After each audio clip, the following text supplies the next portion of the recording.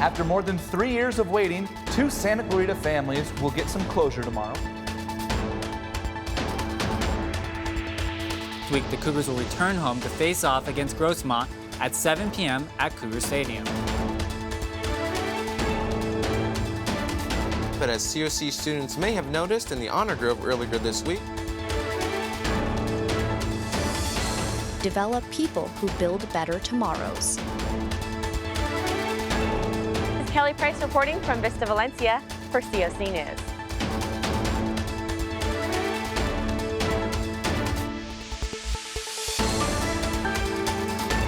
How will this affect the rest of the job market? Welcome to Canyons News. Live from Mentry Hall, with news from around the Santa Clarita Valley. This is Canyons News. Tonight on Canyons News, a mom says she's concerned about her child's well-being after an incident at a local junior high. COC's Poli-Sci Club held a lively panel to talk about Prop 50 and how it affects California. And we learn about how high school students are getting hands-on experience with sports medicine. Good evening, I'm Leah Pastorio. And I'm Michael Garcia. Some residents are pushing back against the city juvenile curfew after recent arrests. The city council adopted the curfew for minors in 1991. It restricts people under 18 in public places from 10 to 6 in the morning. Over the past year, the department says it's received around 75 calls of disturbances involving minors. Incidents reported included fights, underage drinking, and illegal fireworks at local businesses and parks. About 2 weeks ago, 31 minors were detained after the department announced a step-up in enforcement. City officials and law enforcement defended the operation, saying it's necessary for public safety. During public comment at last night's city's council meeting, parents shared their concerns about the recent crackdowns, calling it an overreach.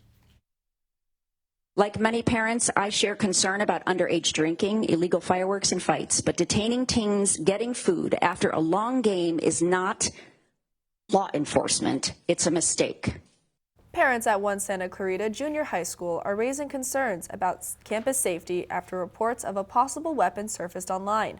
The district and law enforcement say no danger was found, but one mother says her repeated calls for help went unanswered.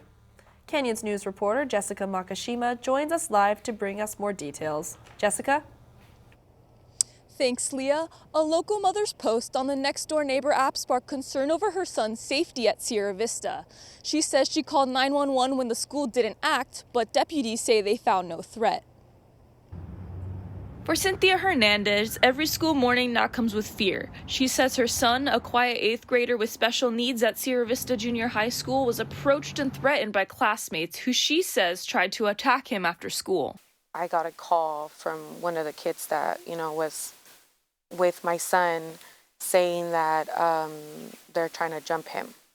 As I got off the car, I had seen like a group of 10 kids. The 2 kids that already go there that I know, I seen my son kind of walking fast and he just jumped in the car. Didn't say anything to me, he just jumped in the car. So I said, what happened? He's like, I'll tell you right now. He said, they tried to jump me again, but this time they had the knife. And I saw the knife again and they were trying to use it on me. Hernandez says she immediately called the school but was told to wait for deputies to arrive. She says by the time law enforcement showed up, the students were gone and no one followed up with her afterward. They didn't even check on us to see what the situation was. They didn't even try to communicate with us. They said that they were going to interview my son, that they were going to interview us, and nothing happened. Hernandez says her son has been too afraid to return to school after the incident.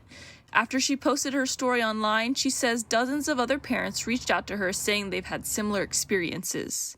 I decided to make a post on the neighborhood app in regards to what's going on because he sent an email of that day saying that they didn't find any threat towards the school, that nothing was wrong. So I decided to inform other parents about it. Alicia Cabrera, a close family relative, says she's seen the family's frustration up close, and she believes too many families are being ignored. We've lost caring for children and made them a priority, or the school district has. In a written statement to Canyons News, Hart District Communications Director Debbie Dunn said the district worked with law enforcement to investigate and that, quote, there is nothing further to report at this time. The Santa Clarita Valley Sheriff's Station confirmed deputies found no evidence of a weapon or ongoing threat. If they continue allowing this and just kissing it off, that school is going to end up with a school shooting or somebody dying or somebody getting hurt. And that would be very tragic. The Hernandez family says their son is now studying from home while they decide whether to file a formal complaint. The Hart District says student safety remains its top priority, but Hernandez says she won't send her son back until she feels the school will listen. What's it going to take? For another kid to lose their life? While Sierra Vista Junior High School Principal Marcus Garrett did not respond to a request for comment, the school website outlines an 86-page school safety plan, which lists the protocols in place to keep their students and employees safe. Reporting live outside Canyons Hall, I'm Jessica Makashima. Thanks, Jessica. The city of Palmdale is paying tribute to a fallen deputy in a lasting way. City leaders voted unanimously to name a part of Avenue Q after Los Angeles County Sheriff Deputy Ryan Klinkenbroomer. The city is calling the dedication a permanent reminder of his courage, service, and sacrifice. Klinkenbroomer was a Santa Clarita native and a West Ranch High School graduate. Last month marked 2 years since he was ambushed and killed in his patrol car near the Palmdale Sheriff's Station. The Los Angeles County Board of Supervisors declared a local state of emergency in response to increased ICE raids. Reporter Dylan Kier with more on the story. The Los Angeles County Board of Supervisors approved a state of emergency to fight against ICE immigration raids. The state of emergency could give eviction protection and other resources to help communities affected by ICE raids. What ICE is doing is perfectly legal. It has gone to state courts, it has gone to federal circuit courts, and it has gone all the way to the United States Supreme Court. And they have ruled that their actions are constitutionally legal. California is doing all they can to push back against the federal government's ICE raids, with both sides passing legislation to keep each other in check. But through all of this fighting, what does this mean for undocumented students at COC? And what does COC provide to the students affected by the ICE raids? And just to really, like I said, empower the students and connect them. They do workshops on advocacy. They do meetings, bi-weekly meetings. There are events that connect them to community resources as well. They just hosted one last week. And so they bring in a lot of resources to the students and meet them where they are. The Bluebird Resource Program at College of the Canyons provides a safe, supportive, and social justice space for immigrant students. Their goals are to meet their students' personal, academic, and career aspirations and protect them from threats on and off campus. So the legislature just passed a bill, Senate Bill 98, and it added a new requirement for community colleges and the Cal State campuses to provide notifications campus-wide, so to students and employees, if there's an immigration enforcement action on campus. My name is Dylan Kier with Canyons News. Back to you in the studio. This week, a hotly debated topic took center stage during a panel at College of the Canyons. The panel featured college students and local professionals who discussed the potential impact of California's Prop 50. Reporter Terry Collier has more on the story. Day in and day out. No, you're talking about worldly. Tensions ran high. How will Prop 50 affect me personally? Based on the color of my skin. I agree. The audience voiced a wide range of concerns during a recent Proposition 50 panel at Santa Clarita's College of the Canyons. The California special election has sparked nationwide attention. Basically what Prop 50 is doing is saying, what you're doing is wrong, so I'm going to do it in return. And I think that that's wrong. And that Championed by Governor Gavin Newsom, California voters will decide on Prop 50 in a critical special election on November 4th. We're putting the maps on the ballot, and we're giving the power to the people. The proposition authorizes temporary changes to congressional district maps in response to Texas's partisan redistricting. We're going to get another 3 or 4 or 5 in addition. Texas would be the biggest one. The move would temporarily redraw California's 52 congressional districts, countering what Democrats describe as a Republican-led gerrymander pushed by President Trump. The Political Science Club and the Institute of Ethics of Law and Public Policy hosted the panel debate. All right, shall we get started? As a political science professor, I want my students to be educated about their role as citizens. And with this proposition coming up, I want to help students understand, and the community at large, understand what's at stake with Proposition 50. Many Californians have already made their way to the election box ahead of the November 4th special election. How many of you have already voted for the proposition or already know exactly how you're going to vote? The panel of COC students and Santa Clarita professionals presented a stark difference in their perspectives. Canyon Country, Agua Dulce, and Acton are going to be part of Glendale, Burbank, and West Hollywood. It is going to ruin our community. My school won't be part of where I vote from. Unlike the other states, as Jack mentioned, it does put the authority of how redistricting goes into the hands of the voters. The rest of the country, especially in the South, is essentially cheating. The panel discussion ran well over its scheduled time and finally wrapped up, leaving Santa Clarita and California to decide at the polls on November 4th. Reporting for Canyons News, this is Terry Mitchell-Collier. You can go to our Canyons News YouTube channel to see the full panel discussion. The government shutdown that began at the start of October is now stretching into its fourth week, leaving thousands of federal employees without pay and many government services on hold. Negotiations in Washington remain at a standstill, with lawmakers still unable to agree on a new budget. As the shutdown drags on, its effects are being felt across the country. Governor Gavin Newsom and Attorney General Rob Bonta have filed a lawsuit against the Trump administration challenging its decision to withhold food stamps benefits in the state of California. The lawsuit comes as millions of Californians face the risk of going without critical food assistance during the ongoing shutdown. In the meantime, some California residents are turning to food pantries. Reporter Tracy Maroney has more on how a local food pantry is responding to the calls for help. In anticipation of food banks becoming overwhelmed, Governor Gavin Newsom is calling in the National Guard to help distribute food for those in need. And we're using the framework that we established during COVID to build out our capacity to deliver quickly food to those in need around Thanksgiving by using Cal Volunteers and the National Guard. The Santa Clarita Valley Food Pantry is already seeing an increase in phone calls as November 1st approaches.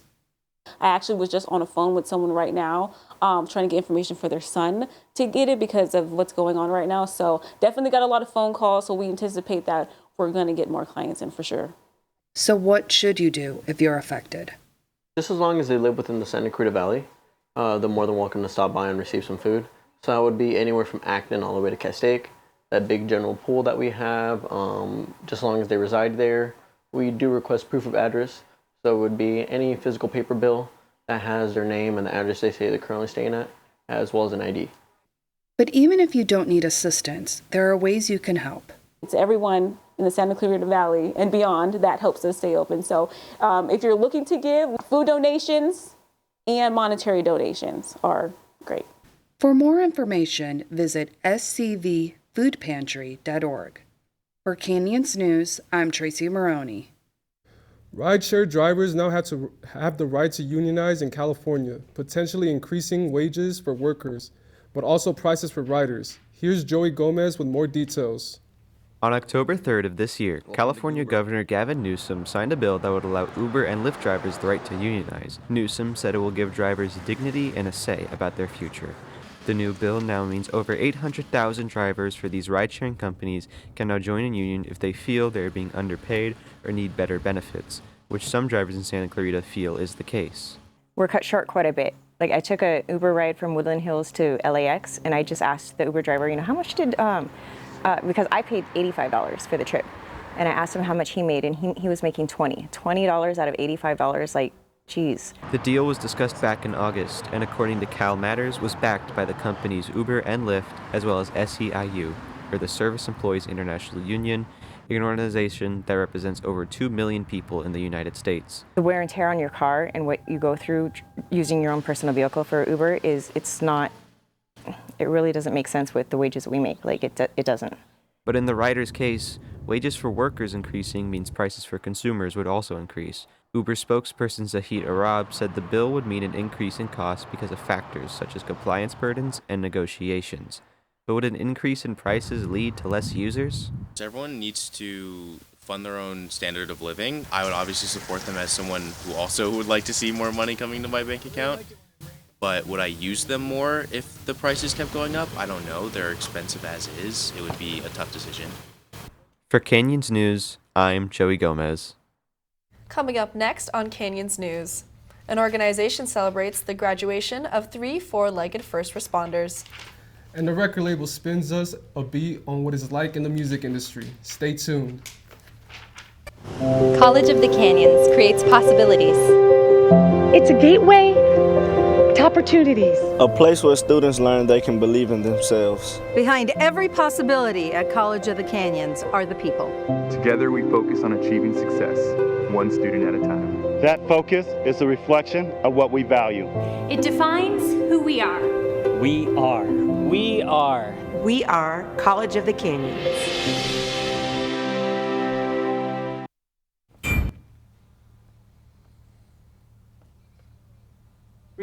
The death toll across the Caribbean continues to rise as Hurricane Melissa makes its way to the Bahamas. The hurricane made landfall as a powerful Category 5 hurricane in southwest Jamaica overnight. The storm is tied for the strongest landfall recorded in the Atlantic Basin. Video from U.S. Air Force Reserve crew known as the Hurricane Hunters shows what Hurricane Melissa looked like on Monday. Deaths have been reported across Haiti, Cuba, and Jamaica. The National Hurricane Center says hurricane conditions are expected across the Bahamas through tonight. The State Department says it has mobilized disaster response teams to assist with recovery efforts. At the Search Dog Foundation in Santa Paula, 3 former sheltered dogs just graduated as certified search and rescue heroes. Their story is a real tale of triumph, proving that even the smallest paws can make a life-saving impact. Reporter Gigi Monteforte has more. You somehow take dogs with the energy of a toddler, give an espresso, and turn them into a disciplined machine. At the National Training Center in Santa Paula, it's graduation day for 3 incredible search dogs. Once abandoned, overlooked, and surrendered to shelters, now certified to save lives in the toughest disaster zones. The National Disaster Search Dog Foundation, known as SDF, was founded in 1996 by Wilma Melville, a retired school teacher and FEMA-certified search dog handler. After responding to the Oklahoma City bombing in 1995, Melville saw a severe shortage of trained canine disaster teams. Her solution was to build a nonprofit that rescues dogs and trains them to rescue people. And it can be really difficult because there are so many dogs out there in the shelter, and we're looking for the ones that have some very specific behavioral qualities. Unfortunately, the behaviors that we're looking for are things like barking and being very toy-driven, jumping up on things. All of the things that you don't want in a pet are actually what we look for and are bonuses for us. 30 years later, that vision has grown into a national network. SDF has trained 293 search and rescue dogs and partnered with fire departments and task forces across the country. Each dog undergoes rigorous training here at the Foundation's 145-acre campus, designed to stimulate real disaster conditions like collapsed buildings and earthquake debris. And she came back with a vision, and that was to partner first responders with rescued dogs to get them ready to go out the door, as well as build them a training center. From rescues to rescuers, the Search Dog Foundation proves that with the right training, compassion, and commitment, even the most unlikely heroes can make a life-saving difference. You'll discover that your dog will teach you as much as you teach them, patience, humility, and one day you'll become a team and realize why SDF paired you together. For Canyons News, I am Gigi Monteforte. Many cyclists and walkers come together not just for fitness, but also for a purpose. Reporter Alina Guzman has more on local residents attending an event that raises awareness to push for safe streets for everyone. What is it like when an event meets for a good cause? Well, here in Santa Clarita at West Creek Park, Finish the Ride is an event held to raise awareness for safer roads so communities can enjoy their walks and bicycling without having to fear for their safety. I think it's amazing what this event is doing and how much community it's brought together.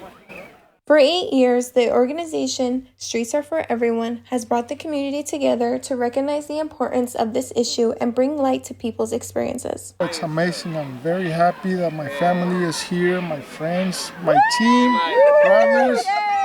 It's incredible. I'm really happy. The organizer and creator of this event, Damien Kevitt, was involved in a hit-and-run crime and was severely injured, almost nearly killed, in 2013. His story has become impactful to the community, and they recognize his strength and bravery. Oh, yeah, fantastic. I think it's a really great cause, and I was moved to learn the story of the founder of this event, and, the incredible hurdle that he had to overcome just to be able to be here. Finish the Ride allows the community to partake in bicycling and walking marathons, and participants have recognized the inspiration behind this event and what it means for not only Damien, but also people who do these activities in their daily lives. We do ride for my daughter on the ride that we do from San Fran to Los Angeles. Damien also made sure to make this fun for the little ones that are in the spirit of Halloween. Right there, yes! This is an event that is not just about the miles that are accomplished, but the message behind it to remind riders, pedestrians, and drivers that roads are for everyone. For Canyons News, I'm Melina Guzman. College of the Canyon students are bringing back Hippified Records, a student-run record label. Reporter Diana Baltazar has more on the club giving students real experience and connection in the music industry. Inside COC's recording studio, students in Hippified Records are learning what it takes to work in the music industry, from recording tracks to performing live and building professional networks. I'm hoping that students get a real-world experience of what it takes to be a professional musician and, doing the actual recording process of coming into a studio like we have here and recording something that sounds extremely professional, and you can put it out there and be proud as a musician, and it feels like a professional piece of work. The club held its first meeting this month. Members are already taking on roles, including one student helping others write and produce original music. A lot of times people write music based on their emotion, and they don't necessarily have the tools to do it themselves. So my job is to kind of help them create what they hear inside their head, as well as help them perform and help them find places to be able to express themselves. Right now, advisors are still working with COC's legal department to make sure students can release their music while keeping the rights to their own songs recorded in the studio.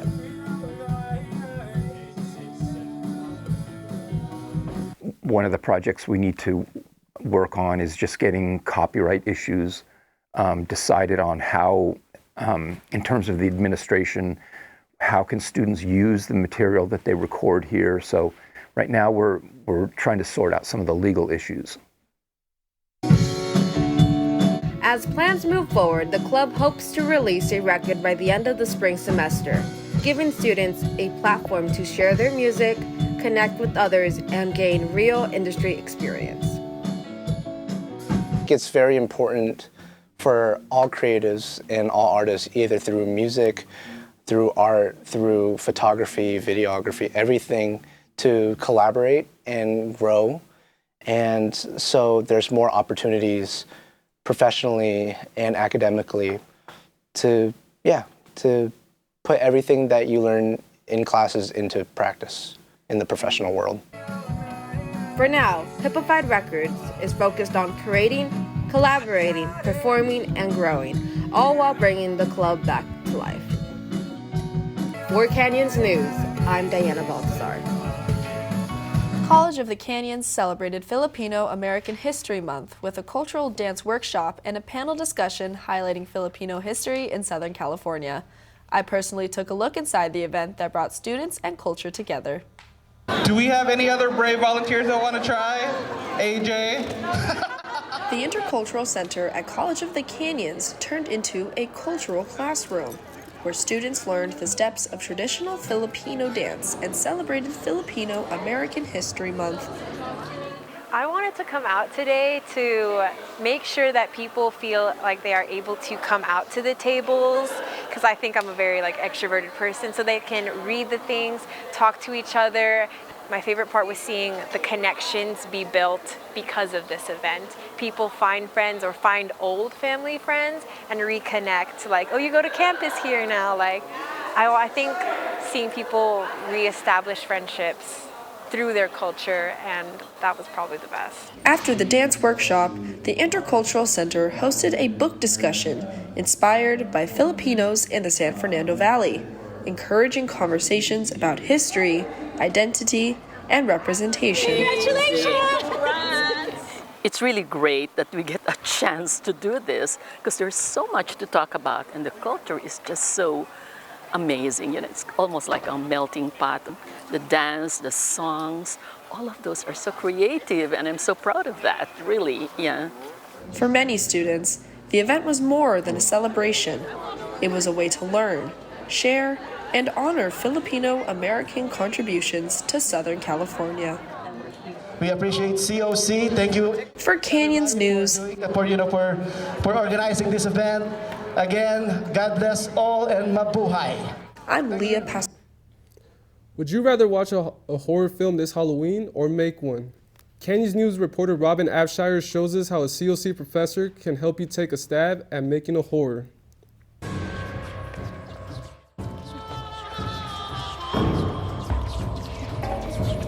Where is everyone? Historically, the film industry has always been a little cutthroat. COC professor and award-winning filmmaker Sarah Caldwell, however, wants to help fill the horror film industry with fresh blood. Yes, back in 2006, I wrote, this was my third book, industry book, and it was Splatter Flicks, How to Make Low-Budget Horror Films. This Halloween, Caldwell is publishing the second edition of the book, giving readers a sneak peek into what you need and don't to make it in the world of scares. There's certainly plenty of filmmaking books, but I wanted to do one that was very specific to the genre. So it includes a lot of things like, some things are basic filmmaking, but also things like special effects, practical effects, writing for the genre, dealing with low budgets.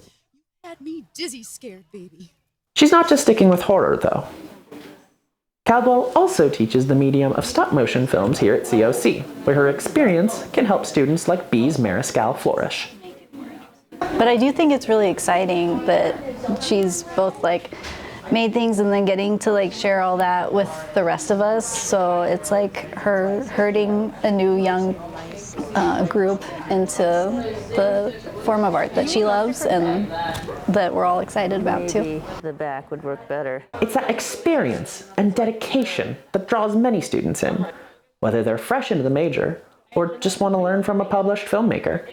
She's great. She's someone who's actively working in the industry right now. She's perfecting her craft as she's teaching it, which I feel like should be kind of a requirement for most professors, especially for artistic ones. Whether you're looking to spook your audience, budget your way into the limelight, or just want the insider scoop from a professional here at home, it's as simple as picking up a book. For Canyons News, I'm Robin Abshire. It was really spooky, but lots of fun in Valencia this October. But the ghosts weren't haunting, they were running. Reporter Deborah Morth will show you what had runners saying Jeepers Creepers.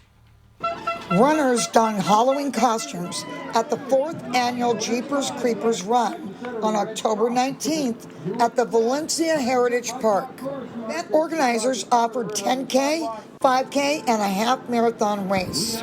Alana Latoila Wynn, joined by her sister Carissa, offers encouragement from the sidelines. My sister and I, both of our husbands are participating in this race, so we just made some signs to support them. Serious competitor Miguel Custodio is a 3-time runner at Jeepers Creepers. The only reason we didn't come last year is because our baby, and so they they ran, or shall I say, they baby strolled 5K. Jeepers Creepers 2 gold medalist, 12-year-old Lily Peterson is as fast as white lightning. This one's for first female overall. This one's for first female in my age group, and this one's just for finishing. Many people brought kids and pets. Miguel brought his wife and 78-year-old mother, who took turns pushing the double wide stroller. Yeah, my mom, she's 78, and this is her second race of Jeepers Creepers. She won first place in her age range the first time she ran it. Unfortunately, the family team got lost on the bike path and ended up running an additional 4 miles. Just the 2 people that were in front of me throughout the race, and then they turn around and they tell me from far away to turn back because we're going the wrong way. Not everyone received an award, but everyone did win big. Deborah Morth reporting from Canyons News. Santa Clarita families got an early start on Halloween this weekend. Reporter Yasmin Quintana shows us how the Cube and Entertainment Center celebrated the season. The Cube and Entertainment Center, powered by 5 Point Valencia, hosted its Skate and Scare event on Saturday afternoon. The event featured a costume contest with categories for scariest, most creative, and best kids costume. Winners were announced ringside during the afternoon skate session. We just wanted to bring a festive gathering here at the Cube, but we also found it like a great excuse for parents to, use the costumes that they pay good money for, and just have the kids come and share the holidays with us, because typically a lot of people and kids are out on actual Halloween, so it's a way to bring more of the festivities earlier in the month as well. Organizers say the event like this helps connect families and highlights what the Cube has to offer. I really think it's important for local families to have these types of events just to bring the community together. We want everybody to come here, get to know everybody, see the different programs that we have here, because there's so many different activities like team sports and group classes where all these kids are able to, make new friends and just different activities. Many who attended say they came out simply to enjoy the experience and spend time with friends and family. I think it's like a fun thing to do. I think it's kind of like we kind of forget to be kids sometimes, and this brings back the joy and funness of it all. Yeah. The Cube plans to continue hosting seasonal events for families throughout the year. With Canyons News, I'm Yasmin Quintana. Still ahead, we shine a light on Valencia's high school sports medicine team. And the Foothill League has crowned its champion in a Friday Night Lights tilt. Sports reporter Gigi Monteforte will have those stories for you and more. Stay tuned.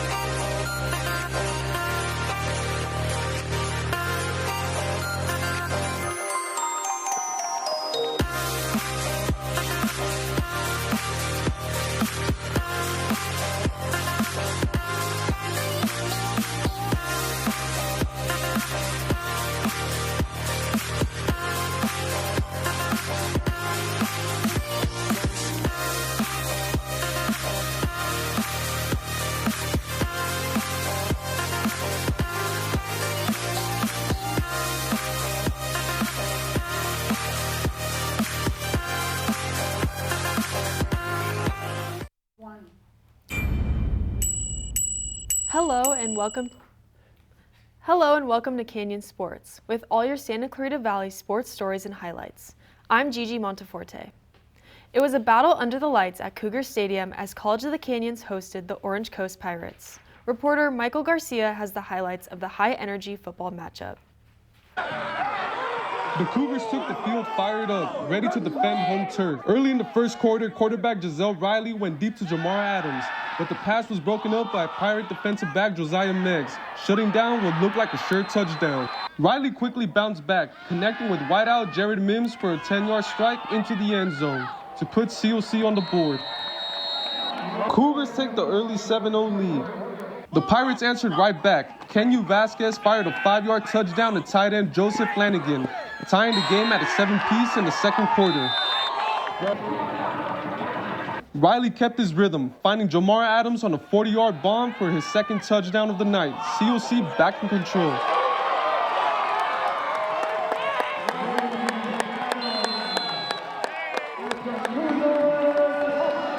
COC leads 13-7. In the fourth quarter, Riley called his own number, weaving through defenders and punching it in for another Cougar touchdown.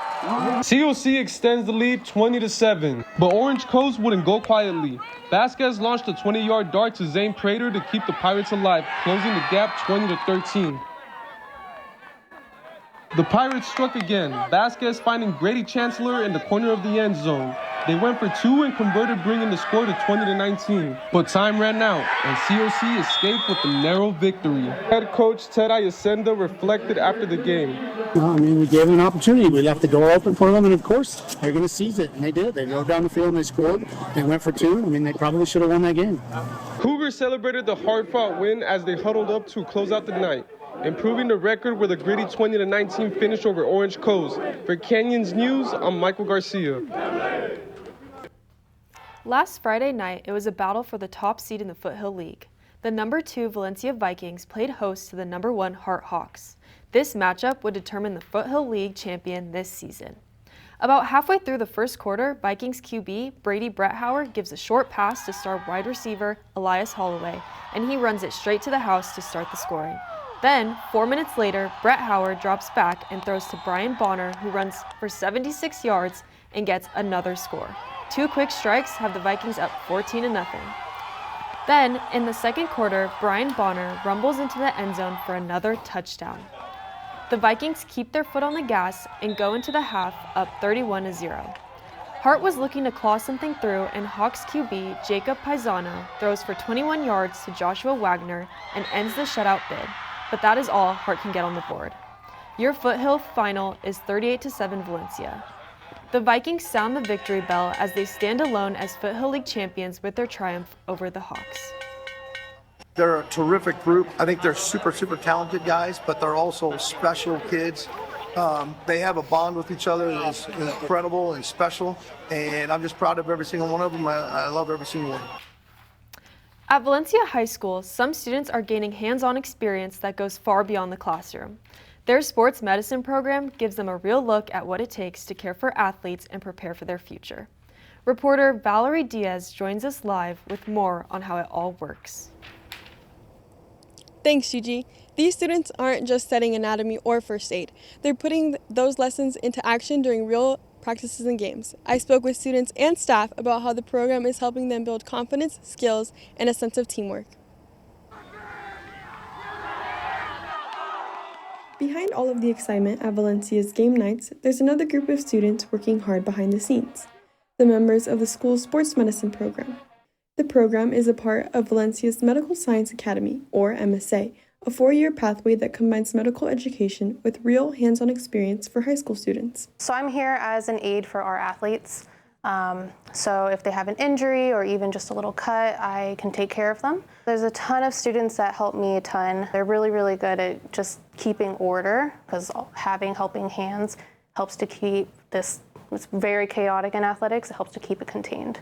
With more than 200 students enrolled, sports medicine is one of 2 programs within MSA. The other focuses on emergency medicine, giving students a chance to explore different areas of healthcare before graduation. What we are proud to offer is the work-based learning after school. You see some of the students in here working on skills that would be some type of skill in healthcare at the minor levels, basic levels, but at least just getting their hands used to working a skill and working on touching another person. The program has been a valuable experience inside and outside the classroom for students. I've made so many friends, and I've been introduced to so many people and so many different personalities, and I feel like it's made me become a more patient and caring person. So from observing techniques and assisting athletes on the sidelines, these students are learning real-world skills while supporting their school's community. The students I spoke with say that the program has inspired them to pursue careers within the medical field after graduation. The teachers and athletic trainer tells me that they hope to expand and grow the program even more for upcoming students continue to be a stepping stone in their future careers. I'm Valerie Diaz for KN's News. Back to you in the studio. Thank you, Valerie. The COC women's basketball team, preparing for its season in 2 weeks, hosted its first annual alumni game. This event invited former Cougars to compete against current team members. The Stars of the Past put on the COC blue to test the current roster wearing white. From the opening tip, both sides brought energy. The alumni moved the ball with precision, knocking down shots from deep, while the current squad focused on finishing strong in the paint and on tough defense, including this layup by point guard Catherine Franco. We move to the fourth quarter when number 13, Viviana Alvarado, puts the nail in the coffin with a short jump as the current Cougars take the game by the score of 53-43. But for the player, this wasn't about the scoreboard. It was about connection and the shared spirit of Cougar basketball. I think it's great just to be able to come here and give them a little challenge and kind of see the competitiveness from both sides, really wanting to win the game. But at the end of the day, it's just really showing support and challenging each other, so that was fun. It's a family, it really is. And Greg Herrick was here for 30 years and did an outstanding job as one of the top programs in the state. And our task now is to rebuild that and get the program back where it was. And we had players that played for him, players that played for us last year, and it's great to see all of them come back and give back to their family, to their team. The season begins in 2 weeks on November 6th against Solano at the Moore Park Tournament. Endless dribbles, drills, and drive have laid up the men's basketball team for the start of their season. Here's Emily Viramontes with more on their preparation and bond. New starts can be intimidating. However, for the COC's men's basketball team, they are excited about this new journey and are charging at full speed. We have a lot of freshmen this year, so trying to get them to understand the competitiveness at this level, the speed. But we have some returning sophomores that have done a good job leading. Well, we've been putting a lot of time into our preparation, whether that's in the weight room, on the court, being very intricate with our practices, and the coaches helping us out. Season tips off this Halloween, and while some may have candy and costumes on their mind, this team is focused on guarding the ball and assisting each other to a strong start. So we're trying to build some camaraderie on and off the court. They all get along, they want to compete every day, and they want to be the best version of themselves. With new teammates, they've been focusing on connecting and being in tune. I think we've been learning a lot, getting the freshmen up to speed, and it looks promising. Well, everybody is very mature and ultra competitive. We all want to win. We all have the same goal, and I think we'll get there. Their dedication and continued work during preseason is the baseline of their hopeful spirit. I think we have some length, athleticism, some quality basketball players, and the first 7-footer in school history, so we're excited about that. From Lee Smelzer Court, I'm Emily Viramontes for Canyons News. Last week, COC had one of their own in a national tournament across the country.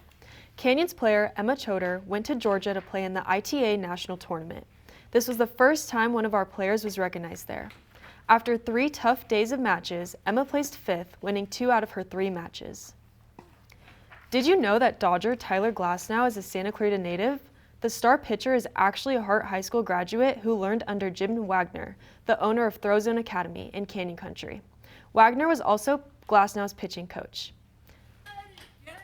He's been coaching for well over 20 years, and thousands of kids come to learn to throw like the best of the best. With Tyler Glasnow in the World Series as a Dodger, he's been taking it all in. It's really incredible. I have people text me all the time that he's had this amazing outing. The people in the community that are in the baseball world, they're all excited because I think, you know, if they work with me, it's like, oh, Tyler's pitching. I'm like, I know. But they get really, really excited. Santa Clarita is kind of a little hometown, you know, area, and there's been a number of major league players, and for Tyler to be on this stage, people that I communicate with are just beside themselves. COC women's golf team took home a few souvenirs this past weekend from Santa Maria. Sophomore golfer Saya Kitabatake won Western State Conference Player of the Year for the second straight season. The women's golf team was crowned conference champions for the 13th time in program history, with it being their third title since 2022. That does it for this edition of Canyons News. I'm Gigi Monteforte. Remember, you can catch us on the web at canyonsnews.com. You can also send us news tips and story ideas to our Twitter handle, canyonsnews_COC, and follow us on Facebook, YouTube, and Instagram. Have a good night, everybody.